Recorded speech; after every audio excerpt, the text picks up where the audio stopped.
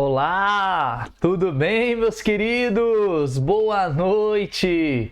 Que bom estar com vocês aqui mais uma semana. Vamos para a nossa live semanal de hoje.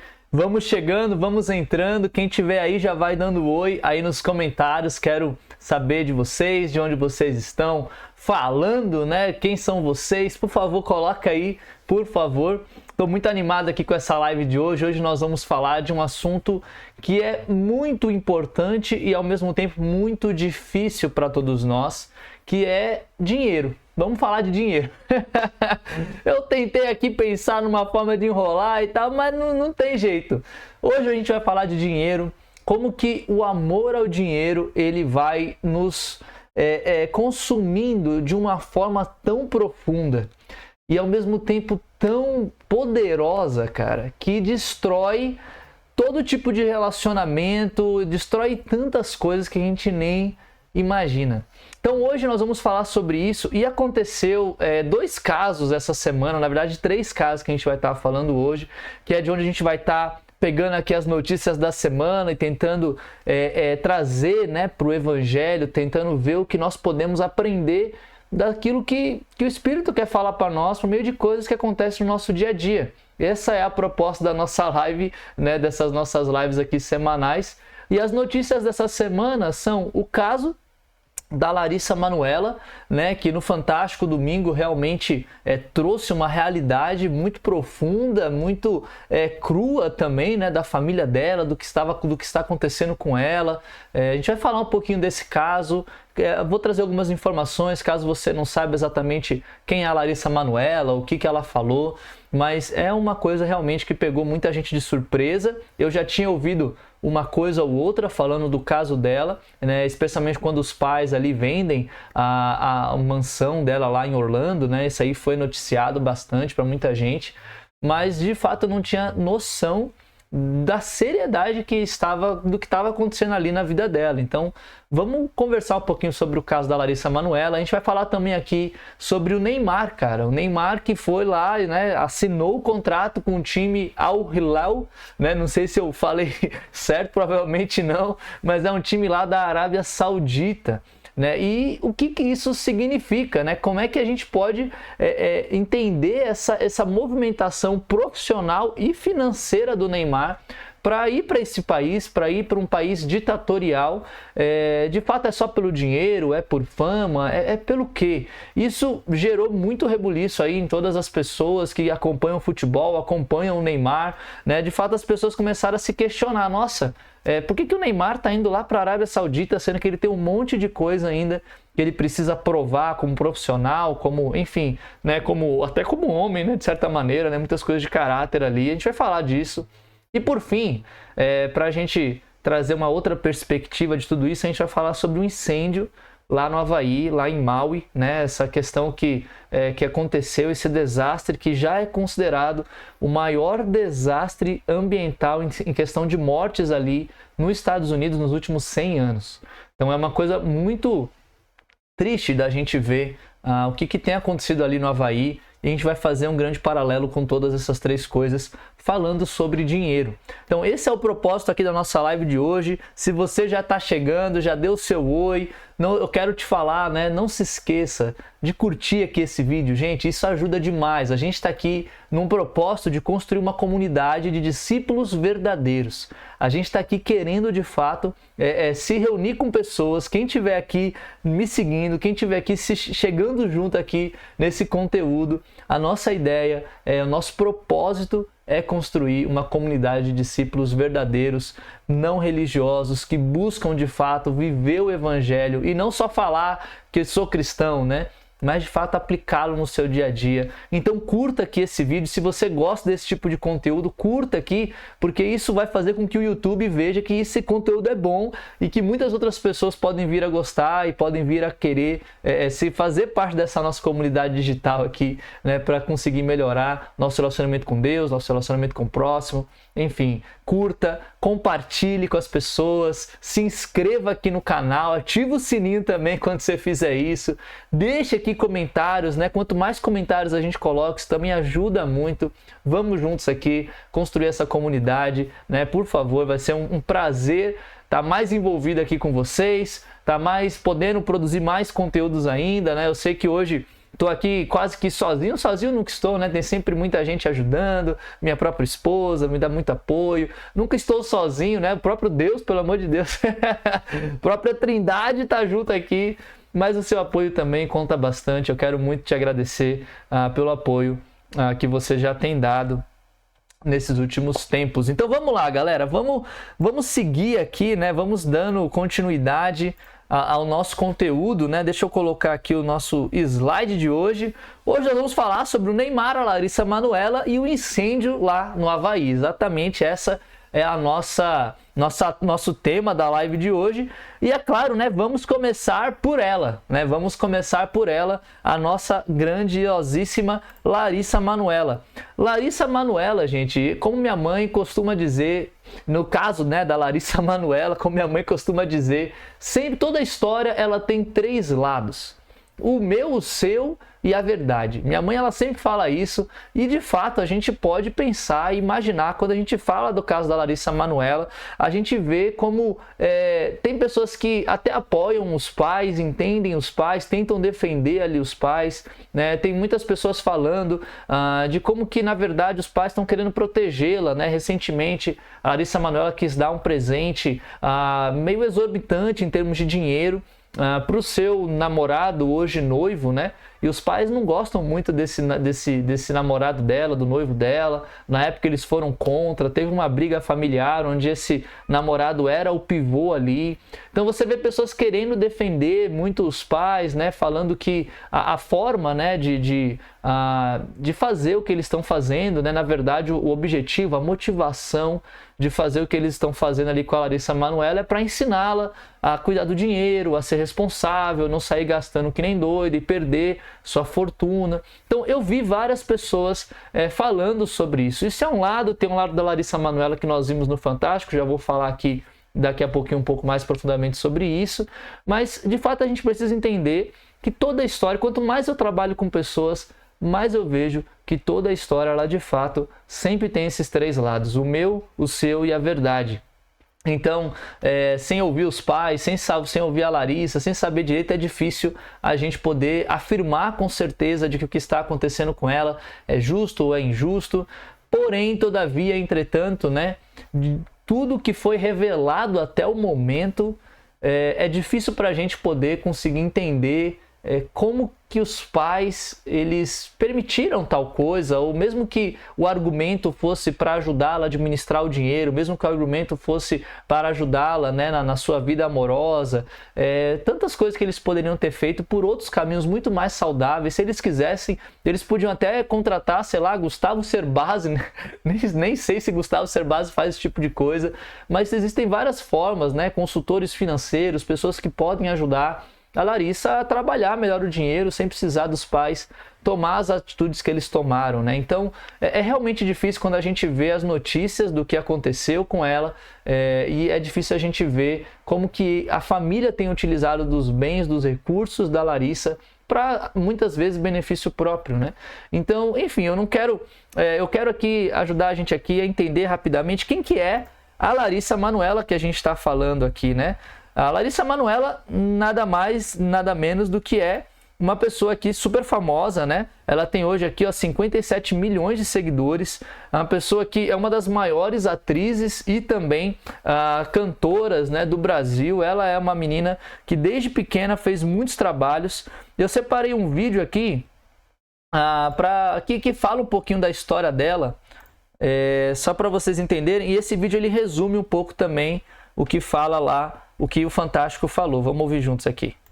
Larissa falou pela primeira vez sobre a polêmica em um programa da Rede Globo. Ela conta que decidiu se pronunciar após rumores da internet. A atriz começou a trabalhar ainda criança, conhecida pela novela infantil Carrossel, também atuou em peças de teatro, filmes, séries e outras novelas. Mas, segundo ela, mesmo depois da maioridade, os pais não eram transparentes sobre seu patrimônio construído. Em um áudio revelado durante o programa, a mãe de Larissa fala que não vai abrir mão de nenhum centavo do dinheiro da atriz. Larissa Manoela solicitou os contratos sociais das 3 empresas das quais era sócia. A primeira foi aberta pelos pais quando ela tinha 13 anos e concentra a maior parte do patrimônio adquirido ao longo da sua vida profissional. Após uma auditoria, ela descobriu que tinha direito a apenas 2% de tudo. Em março, Larissa e os pais se reuniram com advogados para tentar uma redistribuição na sociedade das empresas. Eles concordaram com a divisão meio a meio da empresa, contanto que recebessem 6% da renda da filha pelos próximos 10 anos. Apesar da negociação, Larissa abriu mão do patrimônio que é estimado em 18 milhões de reais, deixando tudo para os pais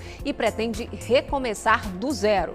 Aí, impressionante isso aqui, né, gente? Assim, como eu falei, é difícil da gente poder afirmar muitas coisas, porque ninguém tá lá na casa, ninguém sabe exatamente a realidade da família. Porém, o que foi revelado é muito estranho, né? De fato, você tem uma criança, um ator, uma atriz mirim, né? Que desenvolve ali um talento com uma genialidade incrível, ela é uma pessoa ultra talentosa, vai conquistando audiência, vai conquistando fama, vai conquistando seguidores, fãs ao longo da sua vida. Hoje, Larissa tem 22 anos, né? E, de fato, conforme ela vai crescendo, né? A grande estrela ali do Carrossel, que depois, hoje já é uma estrela de grandes filmes e tudo mais, ela começa a questionar, fala, olha, cadê o meu dinheiro? O que aconteceu? Como é que está sendo utilizado? E aí é difícil a gente defender, né? Quando a gente olha, por exemplo, para um contrato, né? Tá ali no contrato, 2% da empresa apenas para Larissa de um trabalho que ela realiza. E tudo bem, se nós somos como os pais, né? Assim, eu não sou pai ainda, mas eu consigo entender o desejo de um pai, o medo de um pai, de ver um filho com muito dinheiro e se perder e falar, poxa, você tem 18 milhões, mas você não vai gastar 1 milhão num carro, num iate, né? Enfim, eu consigo ver os pais preocupados com isso. Por outro lado, quando você vê os contratos, você vê as chamadas, durante a reportagem do Fantástico, você vê ela pedindo dinheiro para comprar uma coisa simples, uma coisa na praia ali, e a mãe não envia o dinheiro para ela, envia direto para o vendedor. Né? Você vê várias questões que são tristes da gente ver. Né? Eu vejo tudo isso que está acontecendo com a Larissa Manoela, e o meu coração ele se enche de tristeza. E é uma tristeza profunda, assim, porque quando eu olho para tudo isso, eu falo, gente, como que o amor ao dinheiro é capaz de destruir tantos laços que são profundos? Se a gente olhar para a Bíblia, a gente vê laços que são muito espirituais, de fato, né? É uma coisa para além de uma aliança, mas é uma coisa que nós temos com o próprio Deus. O laço da paternidade, o laço da maternidade, da filiação, né? Ela como filha com os pais. Eu não sei como é que está o matrimônio, né? Como é que está o casamento dos pais, mas olha quantos laços estão sendo quebrados e destruídos por conta do amor ao dinheiro, da ganância, né? Então, quando a gente olha para o caso da Larissa Manoela, né, a gente pode ver que isso repercutiu de forma tremenda. Se eu trouxe aqui, ó, só para a gente ver, olha a audiência do Fantástico nesse fim de semana. Olha isso aqui, gente, 20,3 na taxa. Isso aqui é muita coisa. Olha o pessoal falando aqui, ó, Fantástico dispara, Larissa Manoela tira o Fantástico da lama. Audiência impressionante, realmente foi uma audiência ultra. Você vê aqui que ganhou, passou aqui, ó, do jogo do Corinthians, que teve umas horas antes. E você vê, né, que foi a segunda maior audiência da Globo, perdendo apenas para o quê? Apenas da edição histórica de 8 de janeiro, com a cobertura lá dos atos aqui em Brasília. Ou seja, fora isso, a notícia da Larissa Manoela foi o que mais teve audiência no Brasil, na Globo, né, ali. Ou seja, é impressionante a repercussão que isso deu, né, nas mídias e em tudo mais. E aí a gente vê, né, como que a Larissa Manoela, de fato, ela está envolta nessa situação, onde o dinheiro ali é uma questão chave para a quebra dos laços familiares. Ao mesmo tempo, eu vejo essa pessoa, a Larissa, né, eu vejo ela muito positiva, né? Ela ainda sonha, e isso eu admiro muito ela, cara. ela sonha com uma possível reconciliação, ela parece disposta a perdoar seus pais, a perdoar o que aconteceu. Ela tem uma frase que ela falou assim, olha, prefiro perder meu empresário do que perder o meu pai. Ou seja, você vê que ela tem ali um desejo de reatar esses laços, pelo menos é o que ela transparece ali na reportagem do Fantástico, e eu não sei o porquê, né, assim, a gente está falando aqui de dinheiro, né, então com certeza tem muitas questões ali por trás, mas é difícil a gente ver pais que não estão dispostos a largar a mão de tudo para ter a filha de volta. Então isso é uma coisa que mexe muito, né? E por mais que ela tenha ali, esteja tentando abrir mão dos seus 18 milhões, por mais que ela esteja tentando ali até dividir meio a meio a sua empresa hoje, por mais que ela ainda está disposta a pagar 6% de tudo que ela ganhar nos próximos 10 anos. Olha que, gente, é realmente loucura ver uma relação familiar tão machucada a esse nível, a esse ponto, né? E aqui a gente chega, por exemplo, também no caso do Neymar, porque o Neymar é outro cara que impressionantemente, deixa eu botar aqui no slide, caso você não tenha assistido ainda, Neymar, cara, ele tem essa série documental no Netflix que fala o Neymar, o caos perfeito. E essa série, assim, o pessoal achava que ia falar da história, e fala da história dele no futebol, mas tem vários episódios, né, vários momentos que foca bastante assim na relação dele com o pai dele. Neymar, ele passou por inúmeras questões com a família, com os pais, ele sempre teve um relacionamento muito quebrado ali com a família dele, né? Então isso é uma coisa difícil da gente, na verdade a gente consegue fazer várias correlações ali, porque o dinheiro também foi uma das coisas mais difíceis. Você conciliar o relacionamento de pai, que ao mesmo tempo é o seu empresário, que ao mesmo tempo tem milhões envolvidos, você vê o quanto isso vai machucando bastante o relacionamento do Neymar com o pai dele. Você vê, por exemplo, algumas coisas que podem acontecer que faz com que a gente entenda um pouco o relacionamento do Neymar com o pai dele. Primeiro, muitas pessoas falam que o pai dele é super protetor, ele quer muito proteger, ele não quer que ninguém faça nada, só ele pode controlar ali o Neymar e tudo mais. E chega um momento que o Neymar fala, opa, não quero saber disso, vou cuidar da minha própria vida. Você vê também que o Neymar, ele coloca muita confiança no seu pai para assinar contratos, para assinar várias questões, e isso gerou muitos problemas. Eu não sei se vocês lembram, eu resgatei aqui até algumas notícias, para a gente ver aqui, ó, que o Neymar, né, não sei se vocês lembram, o Neymar, ele sendo acusado quando ele saiu do Santos para o Barcelona, e ele sendo acusado de corrupção, de lavagem de dinheiro, né, a empresa lá dele. Então você vê que Neymar, ele assina, né, ele falava que eu assino o que meu pai pedia. E aí você vê que isso rolou por meses, até que depois ele foi, sim, inocentado de todas as acusações de fraude financeira, corrupção. Mas foi um caso que realmente mexeu com muita gente, né? Você vê muitas pessoas ali falando do Neymar e dessa relação com o pai dele nessa situação toda. Porém, né, todavia, entretanto, né, tem outra situação interessante também que aconteceu, que é quando o pai dele, né, ele começa a controlar as pessoas que o Neymar vê. Aí teve uma época que a irmã dele começou a namorar o Gabigol, e aí o pai dele não queria que passasse o Natal ou o fim de ano com a família. Enfim, tem várias questões que mostram que o pai dele, ele realmente tem algumas coisas ali meio estranhas, e também, querendo ou não, muitas coisas relacionadas a dinheiro foram vindo à tona nesse tempo todo.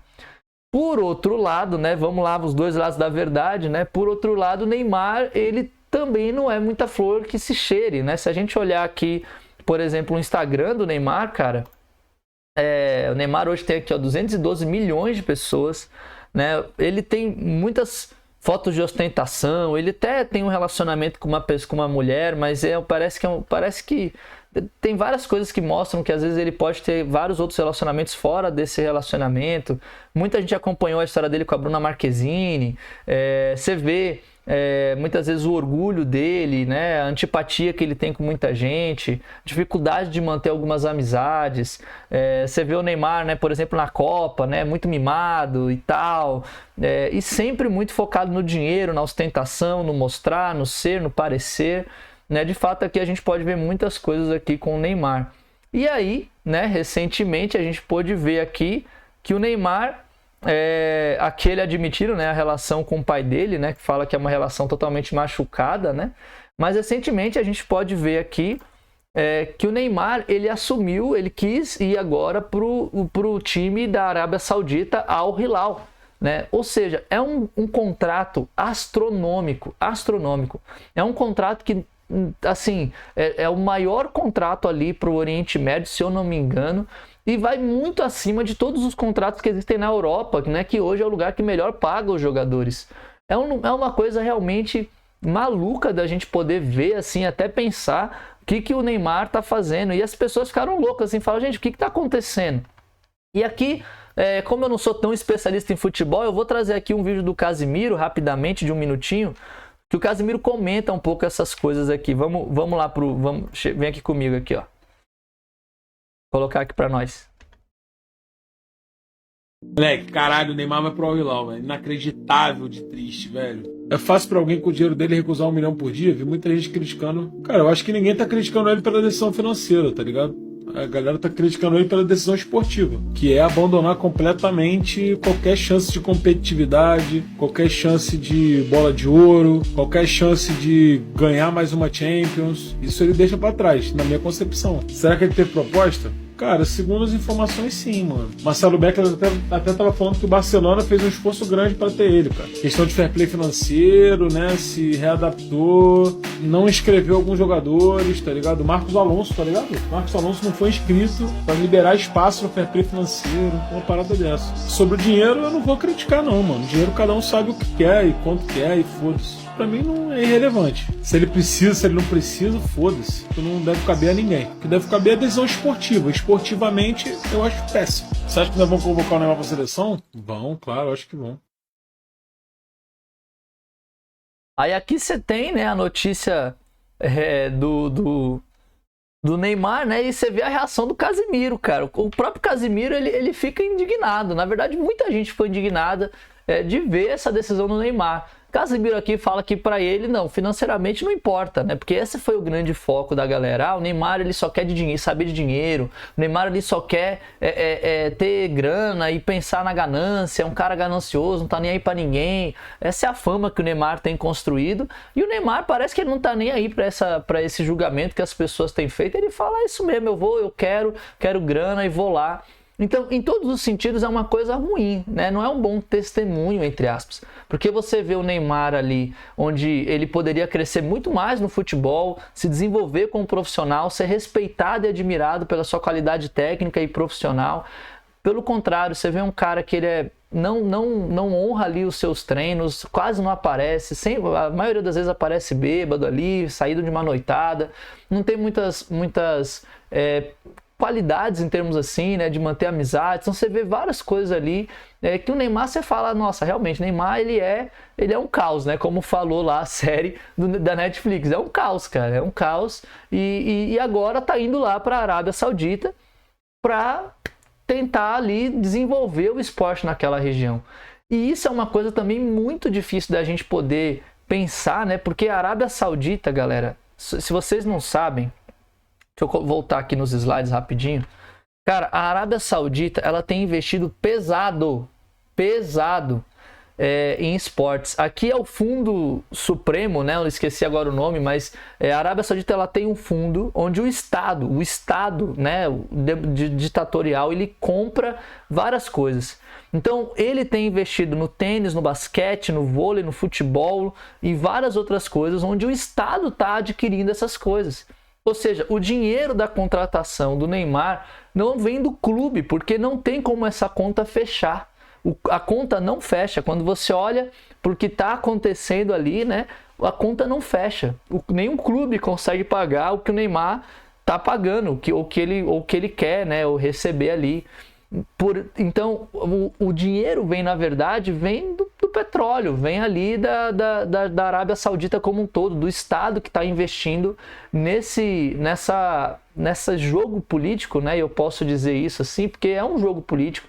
A Arábia Saudita, ela quer mudar a sua imagem ali no mundo, quer trazer para as pessoas de que é um país bom, um país que envolve o esporte, ela quer trazer eventos para lá, quer trazer jogadores e tem trazido muitos jogadores, por exemplo, Benzema, Mbappé, Kanté, CR7, todos eles estão indo para o Oriente Médio, nem todos ali para a Arábia Saudita, mas a Arábia Saudita já tem contratado vários ali, justamente porque eles querem se tornar esse polo e querem mudar a visão que o mundo tem sobre eles, mesmo sendo estados ditatoriais, mesmo sendo estados ali com muita repressão, com poucos direitos sociais para as pessoas, mesmo sendo um estado que assassina a gente, de fato, isso acontece lá naquele lugar.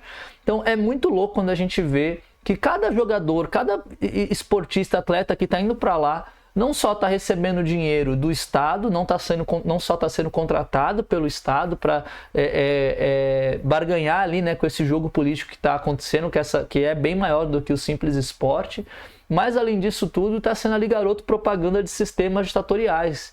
Cara, é assim, quando você olha financeiramente, profissionalmente, politicamente, tudo é muito complexo. E o Neymar tá aí no meio disso tudo aí, pegando todo mundo de surpresa, dizendo assim, vamos lá, eu vou mesmo. E é isso que está acontecendo. Galera, quando você olha, né, e aqui vamos entrar agora aqui no assunto, né, do dinheiro, porque quando a gente olha tudo isso, nós vemos o quê?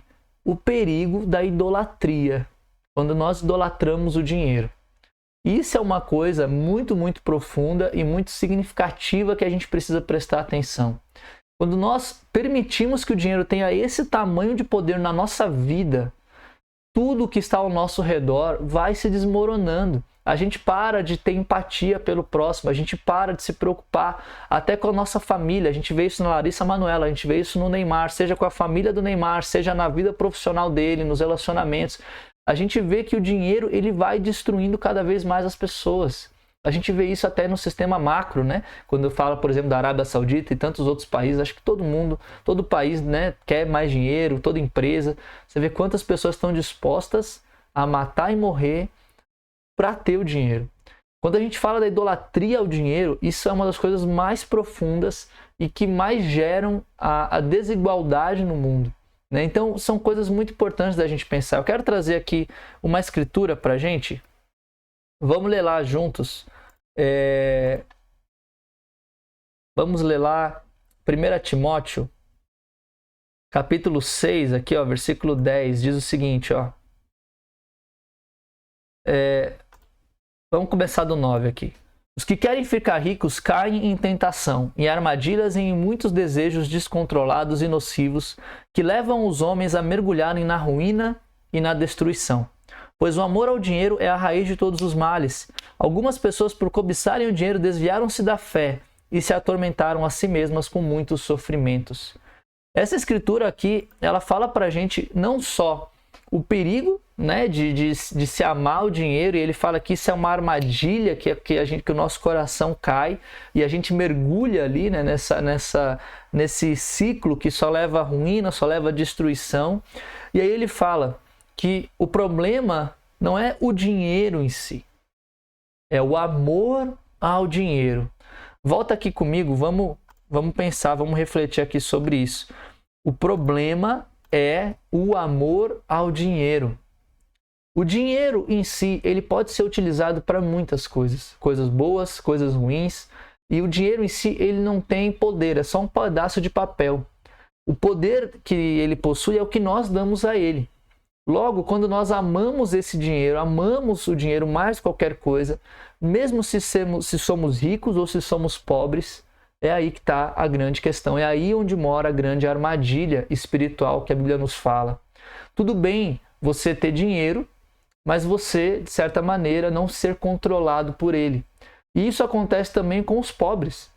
Não importa se a gente tem muito ou se a gente tem pouco, a ganância, o desejo de ter dinheiro, de fato nos leva a querer fazer coisas terríveis. Por exemplo, se eu sou pobre e não tenho dinheiro, eu vou roubar, eu vou matar, eu vou pegar ali alguma coisa. Se eu sou pobre, eu não tenho dinheiro, eu vou me matar de trabalhar. Eu não vou ligar para minha família, eu só quero trabalhar para ter o meu carro no fim do ano, para fazer aquela viagem.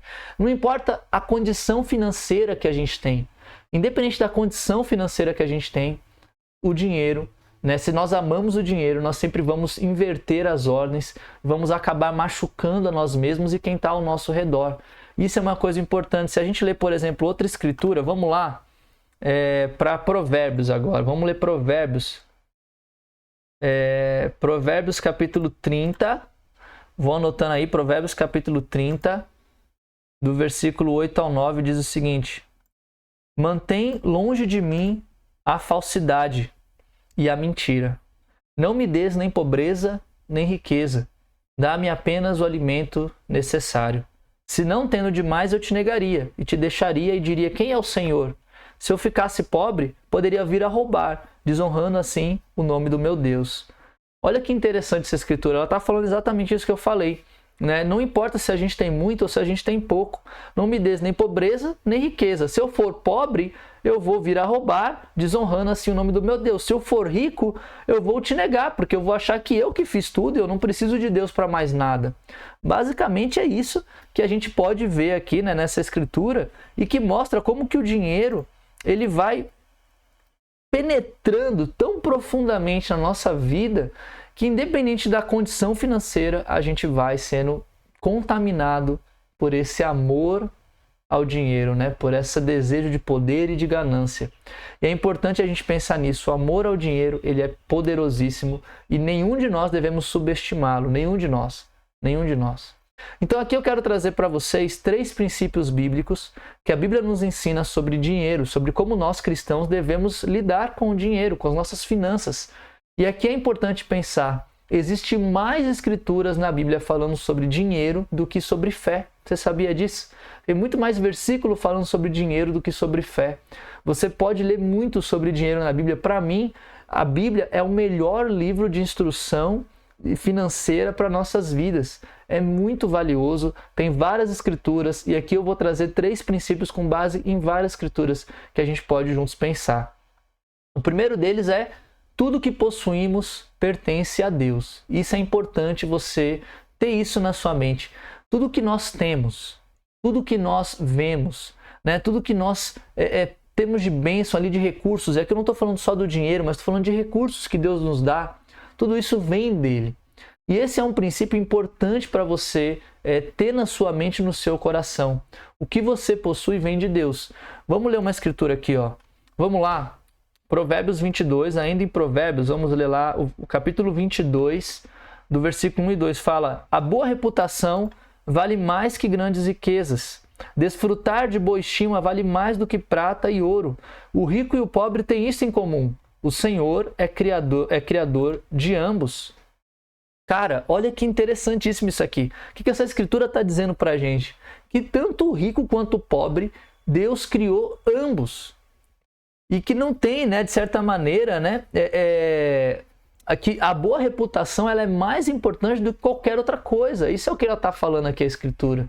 Então é importante a gente pensar que Deus ele dá sol, dá uma nova vida, dá o oxigênio para ricos e para pobres. Todos nós, né, nascemos aqui, vivemos aqui, nós temos a oportunidade de viver, de ser aquecidos pelo sol. Todos nós somos criados por esse mesmo Deus. E tudo que Deus nos deu, seja muito ou seja pouco, vem dele. E isso é importante a gente pensar. E aqui a gente entra numa questão que muita gente me pergunta: ah, Caio, por que existe pobreza no mundo? Por que as pessoas morrem de fome?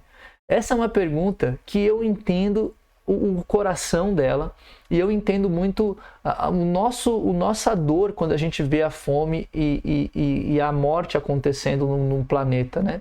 Uma coisa que é interessante a gente pensar: pobreza para Deus não é falta de alimento, não é falta de comida. Deus ele fala que ele vai nos dar o que a gente precisa para sobreviver. Deus ele fala que ele não vai permitir que a gente, de certa maneira ali, né, se morra de fome. Isso não é o que Deus, quando ele permite que alguém seja pobre, nunca está no plano dele fazer com que alguém morra de fome. O que causa a morte de fome, o que causa as grandes disparidades no mundo é o próprio homem, é o próprio pecado. Deus dá muito para alguns e dá pouco para outros, e tudo bem. Tem outros que saem do pouco e constroem muito, tem outros que saem do muito e perdem tudo e fica a ter poucos. Mas no plano perfeito de Deus, ninguém deveria morrer de fome. O que acontece é o pecado, a ganância, o amor ao dinheiro que o homem possui.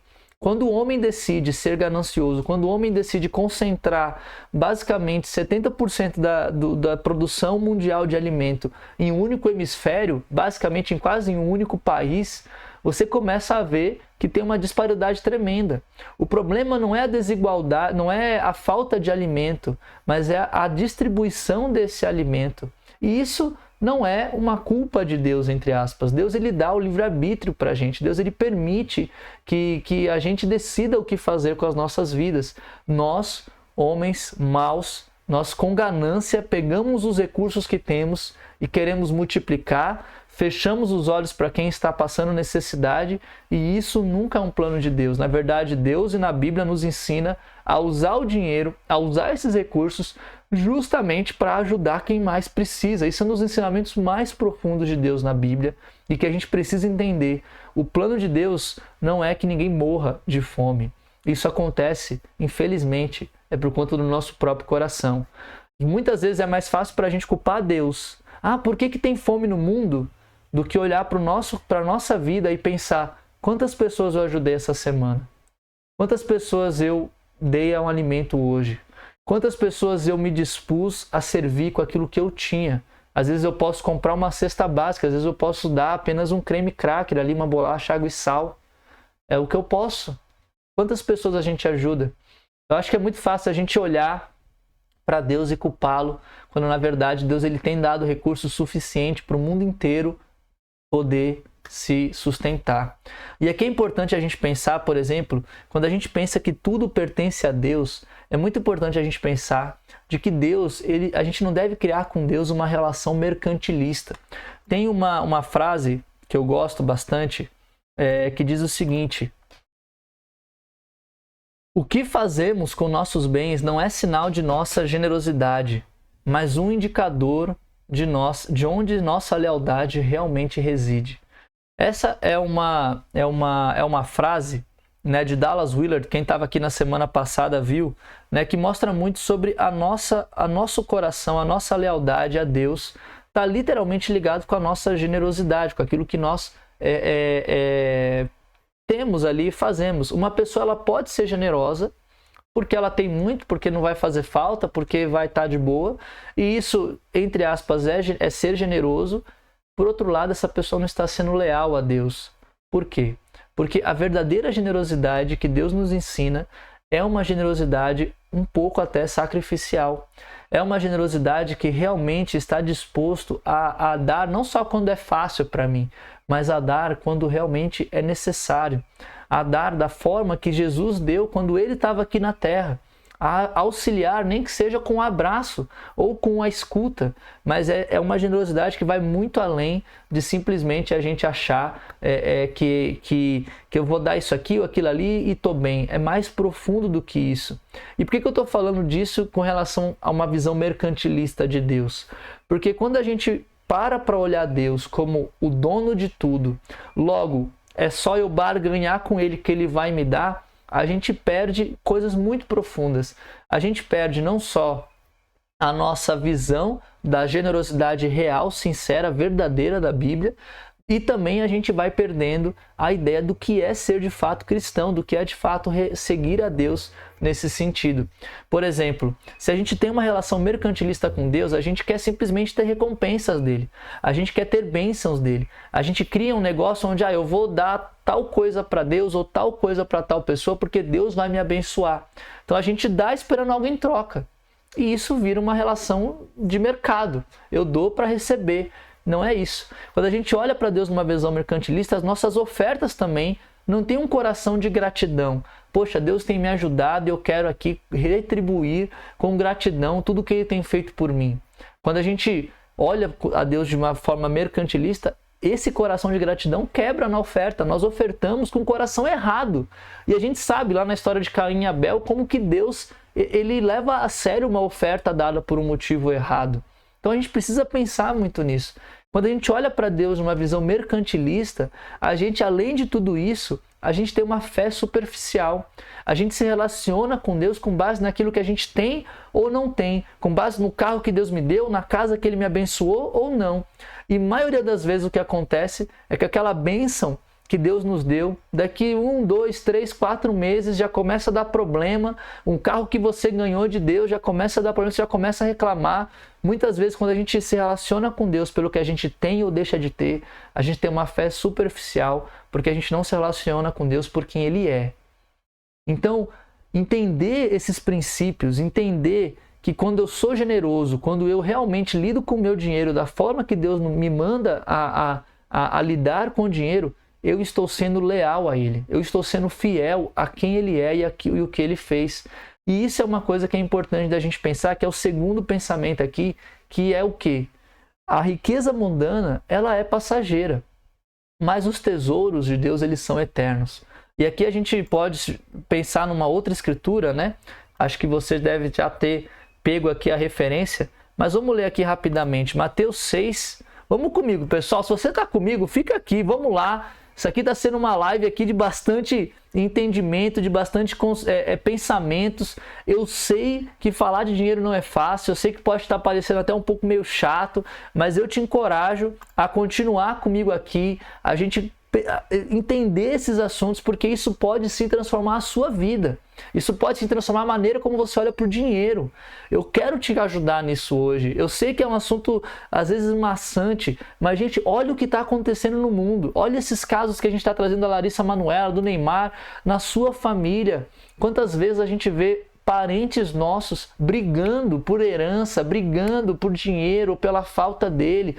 Muitas vezes a gente faz isso, a gente deixa de ajudar, a gente deixa de ofertar a Deus de diferentes maneiras. Existem várias coisas que isso mexe com a nossa vida. Fica aqui comigo, a gente está no segundo princípio, são 3. Vamos aqui, concentra, não sai do vídeo, isso aqui é importante para a nossa vida.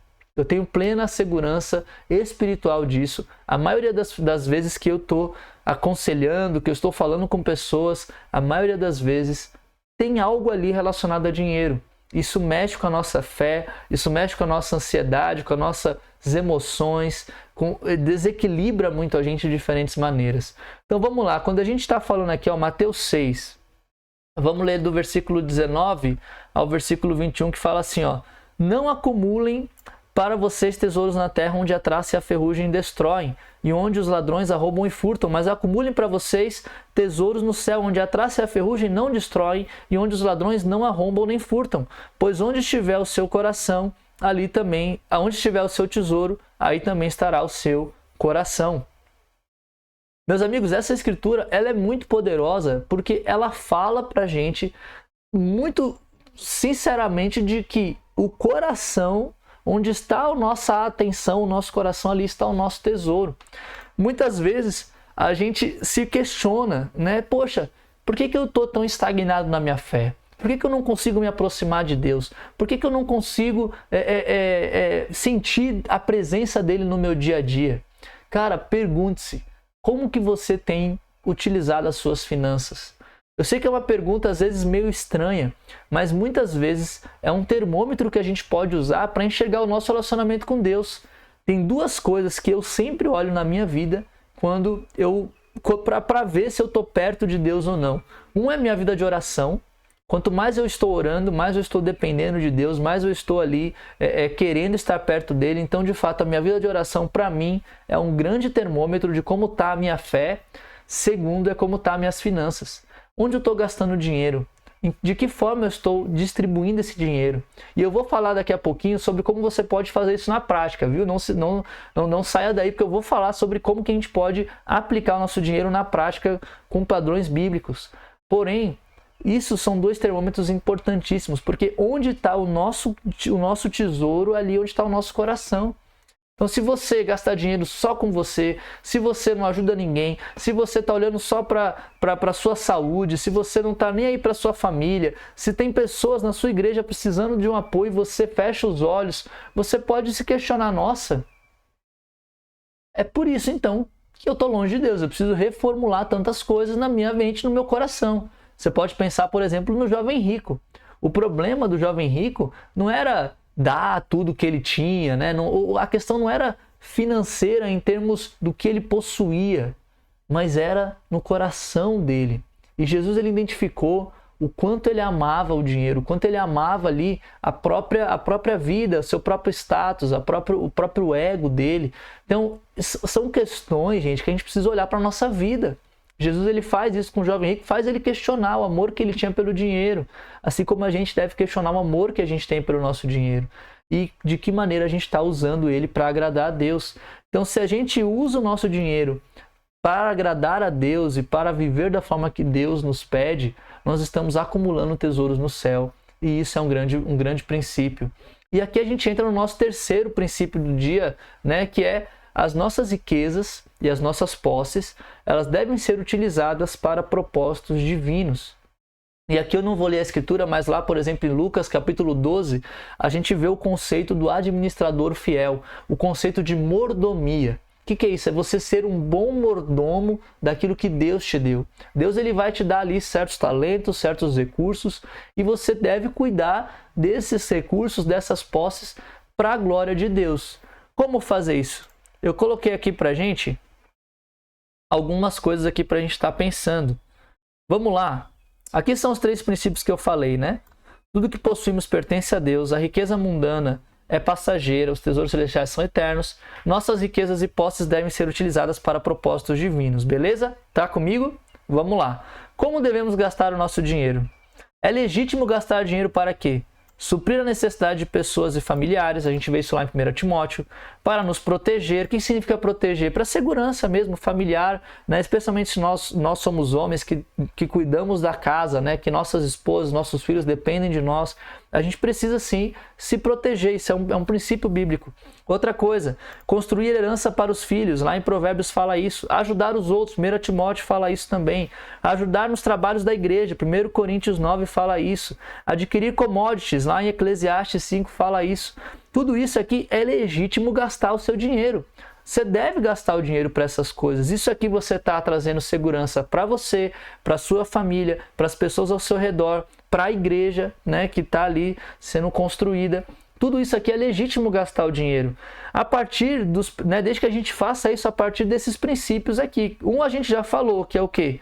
Né, atrelarmos nossos gastos à vontade de Deus, como está ali em Mateus 6,21, fala, ali onde está o seu tesouro, ali estará o seu coração. Então, isso é um dos princípios que a gente viu. Outro princípio, a gente precisa se planejar. Lá em Provérbios 21, fala para a gente planejar os nossos gastos, né? E fala que os planos levam à fartura e o apressado vive na miséria. Qual outro princípio que a gente vê? Eliminando hábitos da dívida. A Bíblia fala lá em Provérbios que fala que quem toma emprestado é escravo. E a Bíblia é muito séria sobre a maneira que a gente lida com o dinheiro, a maneira que a gente permite que o dinheiro nos escravize. A gente não deve viver em dívidas, não deve viver ali no cheque especial, nas dívidas dos cartões de crédito. Isso não é saudável para um cristão.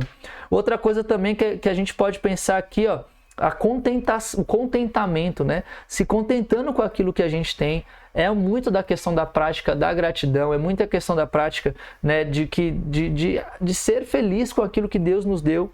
Lá em 1 Timóteo fala sobre isso. Outra coisa, examinando as nossas compras, vendo os nossos gastos. Lá em Provérbios fala para avaliar o campo para comprar. Com o que você tem gastado hoje? Você gasta, você não, assim, você tem dificuldade de ofertar, de ajudar uma pessoa, de auxiliar um parente seu. Por outro lado, você gasta com coisas supérfluas. Você compra um relógio que você não precisa, um celular que você não necessita, mais um computador, uma 4ª televisão na sua casa. Como que você tem gastado? Né? É outro princípio. Outra coisa, pedindo conselhos. E isso aqui é importante. A nossa cultura brasileira, a gente tem pavor de pedir ajuda para as pessoas sobre a nossa área financeira. É pior do que pedir conselhos sobre a área sexual, sobre casamento. Para muitos de nós, falar abertamente de dinheiro é quase que um tabu. Não posso falar sobre isso, não posso pedir ajuda. Mas isso é um princípio bíblico. Quando a gente fala de dinheiro, Deus ele nos ensina, peça conselho sobre como lidar com dinheiro. Isso é importante você ter isso na sua mente, no seu coração, né? Como que você pode viver, né, dessa forma. Então, tudo isso aqui são conselhos práticos para te ajudar a pensar como você pode administrar o seu dinheiro, como que você pode viver de tal forma onde você vai estar o quê? Sendo um administrador fiel, sendo um bom mordomo daquilo que Deus tem te dado. Então, pense sobre essas coisas. Quando a gente fala sobre ser cristão, o objetivo de um cristão deve ser esse aqui. Primeiro, vamos lá. Gastar com prudência. E aqui é importante você entender. O que é gastar com prudência? Deixa eu fazer aqui um negocinho a mais. Você precisa ter aqui, ó, um controle. Cadê? Controle de gastos. Você precisa saber como que você está gastando. Você precisa ser uma pessoa que está gastando com prudência, que está fazendo aquilo. Opa, não sei se foi. Ah, foi. Que você precisa ser uma pessoa que está realizando aquilo que realmente faz sentido. Você não vai gastar com coisas supérfluas, você não vai gastar com coisas que não precisa, você não vai entrar em dívida. Gastar com prudência, nós cristãos, nós precisamos gastar com prudência, a gente precisa controlar os nossos gastos. Isso é importante. Outra coisa que a gente precisa fazer se nós somos cristãos, a gente precisa poupar com sabedoria. Outra coisa que a gente necessita fazer é fazer uma poupança de forma sábia. Como que nós estamos poupando o nosso dinheiro? O que eu quero dizer com isso? Vamos lá, vamos aqui comigo. Por exemplo, ter uma carteira de investimento, gente. E aqui, Caio, que você já está falando de coisa difícil. Não estou falando de coisa difícil. O que eu estou falando com carteira de investimento? Isso aqui pode ser qualquer coisa. Se para você é fácil ter uma poupança, coloque dinheiro na poupança. Se para você é fácil guardar o dinheiro debaixo do colchão, faça isso. Agora, se você consegue estudar mais e ver outras formas de investimento que são melhores para você e para sua família, faça isso também. Todo cristão deve poupar. A Bíblia fala muito sobre poupar, né? Sobre guardar dinheiro, sobre reter dinheiro para gerar segurança para sua família, para adquirir commodities, para conseguir ali comprar coisas que vai servir para gerações e gerações à frente. A Bíblia fala muito sobre poupança. Isso não é apenas um princípio que está aí pelos coaches de finanças. Isso é bíblico. A gente precisa poupar o nosso dinheiro e usá-lo com prudência. Outra coisa que a gente vê aqui, que é importante, doar com generosidade. Gente, se todo cristão entendesse isso aqui que eu estou falando, e eu me coloco aqui incluído, né? Se todos nós entendêssemos a profundidade da generosidade, da doação, o mundo seria diferente. Nós temos, se eu não me engano, nós temos 2 bilhões de discípulos, de pessoas que se consideram cristãs no mundo. 2 bilhões. Se todos nós ajudássemos mais o outro, se como igreja nós pegássemos parte das ofertas, parte de tudo para ajudar, para missões, para desenvolver o reino, cara, mais do que ficar focando em templos, em locais, enfim, não quero entrar aqui nessa seara, mas generosidade, ela transforma o nosso coração. O que eu estou falando aqui com isso? Por exemplo, aqui você pode fazer uma carteira de doação. Eu tenho isso, eu tenho uma carteira de doação. O que é uma carteira de doação, Caio? Carteira de doação é como eu faço, né? Eu e a minha esposa, o que a gente faz? Na nossa carteira de doação, a gente está incluso lá a nossa oferta que a gente faz para a nossa igreja, está incluso um dinheiro que nós separamos para a nossa família, quando a nossa família precisa, um dinheiro que a gente separa para ajudar pessoas necessitadas, apoiar projetos sociais, um dinheiro que a gente separa para ajudar nossos amigos e irmãos na fé. Ou seja, a gente tem ali um valor que eu confesso para vocês, a gente não ganha muito, não é um grande valor, mas é R$3 ali para ajudar pessoas necessitadas. É o que a gente pode dar hoje. É o que mais? É um valor ali que eu não estou lembrado agora, mas que a gente separa todo mês para ajudar um familiar. Todo mês um familiar precisa de ajuda? Não, mas a gente está fazendo a caixinha. No dia que um familiar precisar de ajuda, ou a gente vê se desembolsa mais, ou a gente fala, olha, eu posso ajudar, por exemplo, nossa caixinha está lá em R$100, estou dando um exemplo, posso ajudar com R$100. E é o que a gente pode dar. Então, quando a gente tem uma carteira de doação, é importantíssimo a gente vendo. E aqui tem um livro, gente, que eu quero trazer aqui para vocês, que eu encorajo você a ler. É esse livro aqui, ó. Deus e o Dinheiro, né? Esse é um livro que ele fala muito sobre a importância da gente ter um equilíbrio nas nossas finanças, de gastar, né, nessa questão de ter um controle de gastos, ao mesmo tempo poupar o dinheiro, ter uma carteira de investimentos ali que vai nos dando cada vez mais segurança, sem nunca deixar de sem nunca deixar de doar. É importante continuar doando. Porém, conforme nós vamos crescendo, conforme nós vamos tendo as coisas, conforme Deus vai abençoando, enfim, questões vão acontecendo. Muitos de nós talvez consigam comprar uma casa, muitos de nós talvez consigam comprar um carro, muitos de nós consigam já alcançar certos padrões. E qual que é o objetivo? Quanto melhor eu estou financeiramente, mais eu vou ajudar, mais eu aumento a minha carteira de doação. O que isso significa? Ou seja, quanto mais eu tenho investimento, menos eu vou investir nele, né? Para que eu possa aumentar a minha carteira de doação. Esse livro ele fala da vida pessoal desse cara. Ele é um cara que estudou em Harvard, tem muito dinheiro, fez muitas coisas, tem vários amigos. Ele hoje doa 80% da renda dele. Tudo que ele ganha, ele doa. E isso gera um coração tão bom, né? Eu acho que é importante a gente pensar sobre isso. Vou trazer aqui esse ponto que é legal. Quando a gente olha sobre a lei do dízimo, né? É uma lei ali no Antigo Testamento que é 10% daquilo que você ganha, você dá ali para Deus, né? Ali para a igreja, né? Para o povo ali, para o Estado ali naquele momento. Só que quando a gente olha para o Antigo Testamento, nós vemos que tem mais 3 leis de doação. Leis voltadas para festas e outras coisas que aconteciam ali, que faz com que esse número, na verdade, aumente para 23%. Ou seja, no ano inteiro, um judeu, na época do Antigo Testamento, ele não dava 10%. Ele dava 23% de tudo que ele ganhava. E isso é muita coisa. Muitas vezes a gente fala, eu vou dar 10%, eu vou dar 23%, eu vou dar isso, isso e aquilo. Não é isso que Cristo ele fala. Quando Cristo ele vem à Terra, ele nos ensina que não é a porcentagem, é o coração. E se a gente fala só 10%, para muita gente isso pode ser muito, para muito pode ser pouco, né? Mas quando a gente fala 10%, se a gente olha lá para o Antigo Testamento e só olha essa lei dos 10%, então vamos olhar as outras 2 leis e vamos aumentar ainda mais. O que Cristo ele fala é, olha, conforme Deus vai te dando capacidade, ajude cada vez mais. Se Deus já te deu uma casa, um carro, saúde, família, se você já tem ali um bom investimento que te rende o dinheiro que você precisa, se você já trouxe segurança para a sua família, doa. Quanto mais você puder doar, doe, seja generoso. Isso é muito poderoso, gente. Isso transforma a nossa vida.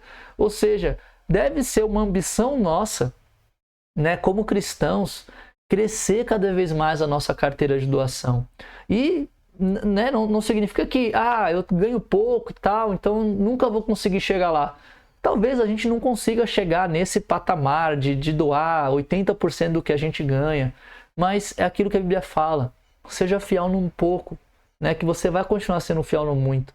Se você hoje ganha um salário mínimo, você não consegue fazer muitas coisas, se você hoje se vê como uma viúva pobre, dê aquilo que o seu coração deseja. E pode ser 10 centavos. Pode ser R$1, não importa o que seja, o coração é que Deus está procurando, não é a quantia, é o coração. Se você tem muito, amém, agradeça a Deus por isso e ajude quem necessita, quem está precisando. Tem uma frase aqui, deixa eu voltar aqui para o nosso texto de Word, tem uma frase que diz o seguinte, eu não sei quem fala, mas ela fala, doação generosa rompe com o poder do dinheiro sobre nós. E isso, nossa, isso é muito profundo. É muito profundo. É a doação que a gente faz que de fato vai rompendo o poder do dinheiro. A gente vai percebendo que o dinheiro não é tão importante assim. A gente vai vendo que o dinheiro ele é uma parte da nossa vida, né, significativa, mas ele não me controla, ele não me domina. Quando eu dou o dinheiro com generosidade, eu estou dizendo, Deus, isso aqui é meu. O que é meu aqui, na verdade, isso aqui é seu, né? Isso aqui é seu. O Senhor me deu, eu estou devolvendo, estou ajudando as pessoas. Eu entendo o propósito que o Senhor tem para os recursos que você me deu. Você sofre tanto quanto qualquer pessoa que está ali morrendo de fome, que está passando necessidade.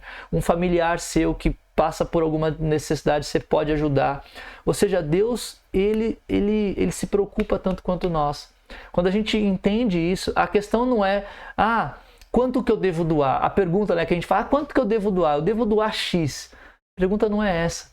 A gente inverte a pergunta. A pergunta se torna, com quanto eu preciso ficar?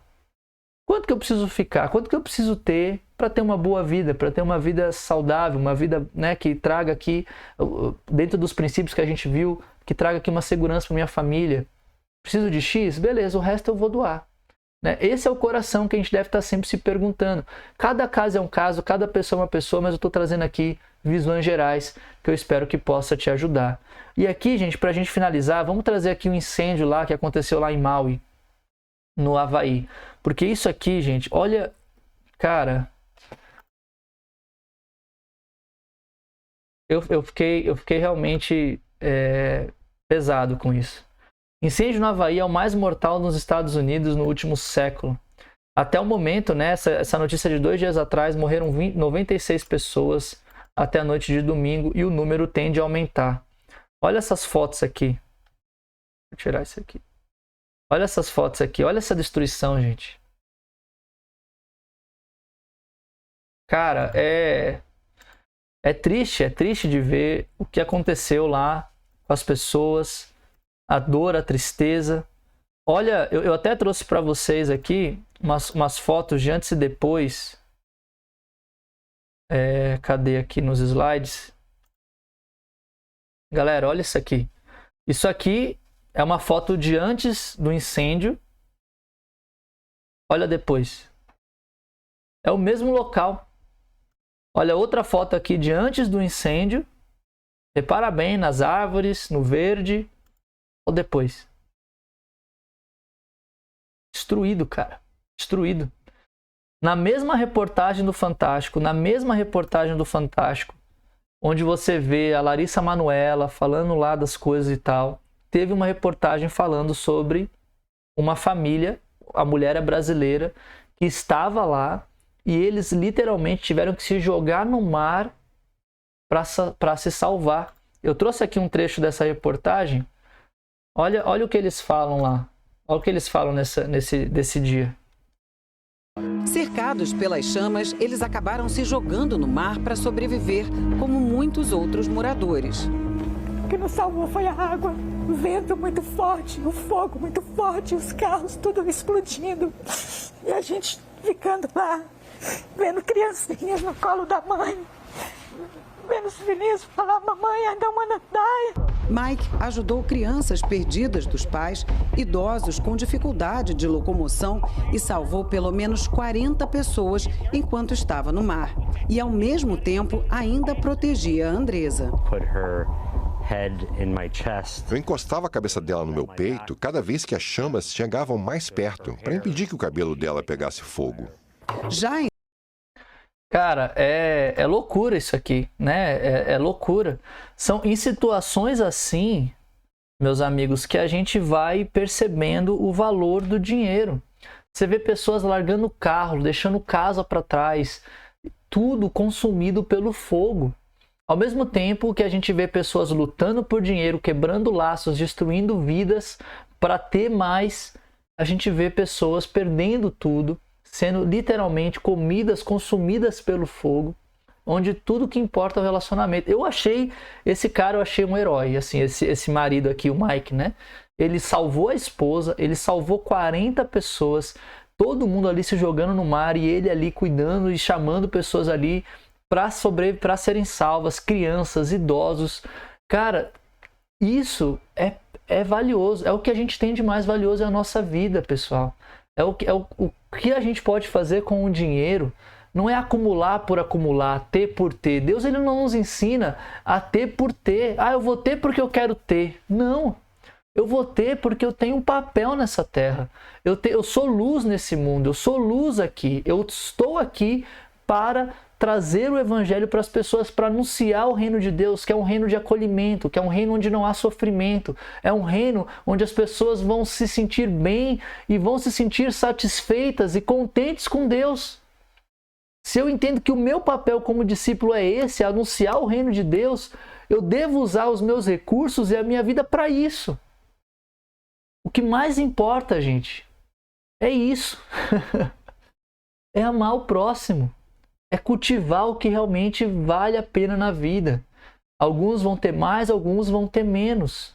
E às vezes a Bíblia fala, né? Próprio Salomão fala que às vezes a gente não consegue nem entender porque uns têm muito, outros têm pouco. Como é que o cristão que faz tudo certo, no fim é subjugado pelos grandes e poderosos. São questões da vida que às vezes a gente não entende e talvez a gente só vai entender lá no céu. Mas o que Deus nos deu, seja muito, seja pouco, nós não devemos olhar apenas para o nosso próprio coração. Devemos olhar para o outro. Não podemos amar o dinheiro mais do que a gente ama a vida, mais do que a gente ama o próximo, mais do que a gente ama o próprio Deus. É aí que está a nossa lealdade, né? Que a gente revela a nossa lealdade sincera a Deus.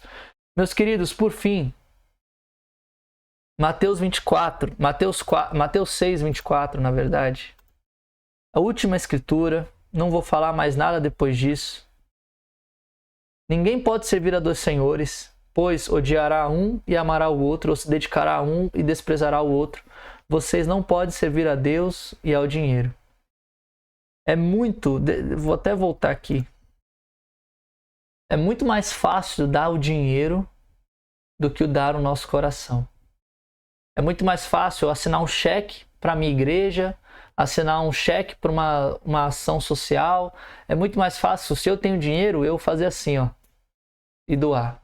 Se eu não tenho dinheiro, é muito mais fácil eu simplesmente olhar para mim mesmo e falar, não, mas eu estou precisando disso, estou precisando daquilo. Agora é mais difícil você doar o seu coração. É você mesmo tendo pouco, pensar como que você pode auxiliar nas necessidades que tem ao seu redor. É você mesmo tendo muito, você pensar, se Deus me deu tanto, é porque Ele vê que eu tenho capacidade de ajudar ainda mais pessoas. Se eu estou aqui seguro, se Deus tem me dado o que eu necessito, eu preciso cada vez mais ajudar o outro. Isso é o coração de um cristão, isso é um coração de quem quer adorar a Deus e de diversas maneiras a gente vai praticar isso de diferentes formas, na realidade de cada um, na cidade que cada um vive, na fase de vida que cada um está. Cada um de nós vai ter algo ali diferente para aplicar esses princípios, mas eu quero te encorajar a pensar como que está o seu coração com Deus, como que você tem lidado com as suas finanças. Não vamos permitir, gente, que histórias como a do Neymar, como a da Larissa Manoela, não vamos permitir que famílias sejam destruídas por conta disso, que vidas sejam ceifadas por conta do amor ao dinheiro, que países entrem em guerra por causa disso. Deus nos chamou para ser luz e sal nessa terra e que a gente possa fazer isso, né, da melhor forma possível, com tudo que a gente possui, também com os nossos recursos, ok? Galera, muito obrigado por ter ficado até aqui, obrigado por ter acompanhado essa live. Se você gostou, coloca aqui nos comentários o que te chamou mais a atenção, quais foram os pontos que você gostaria até que eu pudesse falar mais ou trazer mais conhecimento, mais entendimento sobre o assunto. Para mim é um prazer e um privilégio poder falar aqui com vocês. Então vamos juntos aqui, não se esqueça de curtir, se inscrever, compartilhar isso aqui para mais pessoas e a gente vai se falando, tá bom? Grande abraço, fiquem com Deus e até a próxima.